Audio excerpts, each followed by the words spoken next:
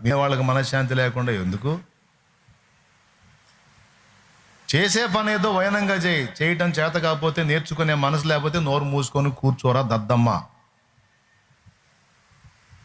అయ్యా, మీ వాడు వ్యవసాయం చేస్తున్నాడు, పోయి నాటాడు, మొక్కలు వేసింది, కలుపు తీపిట్లా. ఏమంటావు కొడుకుని?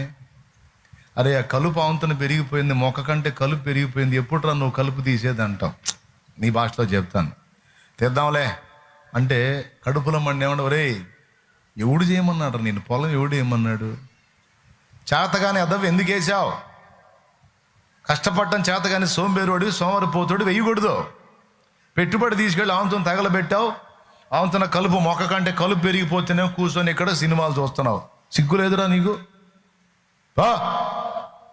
అంటావు లోబడే కొడుకు అయితే. లేకపోతే నువ్వే పోయి కలుపు దున్నుకుంటావు, ఏం చేస్తావు? అవునా కాదు చెప్పండి. మరి ఏనా కాసేపు కూర్చొనివా? ఎప్పుడు నీ కళ్ళు నా మీదే ఉంటాయి ఏంది? నీ కళ్ళ ముందు కనీసం ప్రశాంతంగా కాసేపు కూర్చోవాలన్నా భయం పడుతున్నా, నాన్న నరకం అయిపోయింది నీ దెబ్బకి అంటాడు వీడు. నిజంగానే తండ్రికి కక్ష వాడి మీద. వాడు కష్టపడి పొలం చేస్తున్నాడు, కొంత కష్టపడ్డాడు. ఇప్పుడు ఆ కలుపుని శుభ్రం చేసుకొని మొక్కని బలపరుచుకోకపోతే వాడి కష్టం వృధా అయింది. చేతికి రాదు, అప్పు తేల్తాడు. ఇది నాన్నకు తెలుసు, ఎందుకంటే నాన్నకు అనుభవం.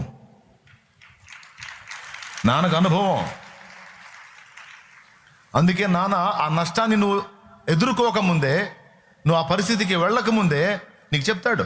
ఎందుకంటే నువ్వు నడవని దారి నాన్న నడిచిన దారి, నువ్వు పాడని పాట నాన్న పాడిన పాట. అది నీకు తెలియని రాగం, నాన్న అనేక సార్లు పాడిన రాగం. అది జీవితం. Praise the lord. కానీ నీకేమనిపించింది అంటే టార్చర్ లాగా ఉంటుంది. నాన్న నిన్ను తరుముతా ఉంటే నీకు అనిపించింది నేను ప్రశాంతంగా ఉంటాం, సంతోషంగా ఉంటాం, ఆనందంగా ఉంటాం.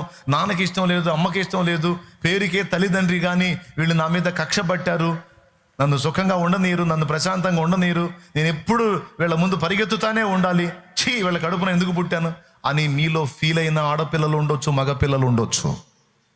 కానీ నేను చెప్తున్నాను, జన్మనిచ్చిన ఏ తల్లిదండ్రికి కూడా మంచి హృదయం కలిగినటువంటి వాళ్ళు 80, 90, 98% ఉంటారు. ఏ 2% దుర్మార్గులు ఉంటారు.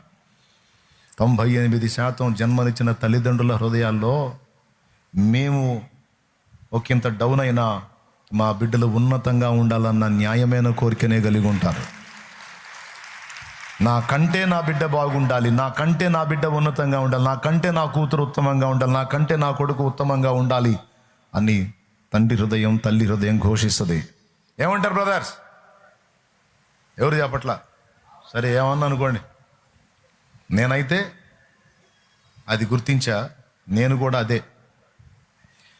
మీకు హెచ్చరికలు చేసినా, మీకు వార్నింగ్లు ఇచ్చినా, లేకపోతే పరిచర్య చేసే వాళ్ళకి ఇచ్చినా, సేవకులకి ఇచ్చినా, కొంతమంది దైవజనులు కూడా నా ముందుకు రావాలంటే భయం.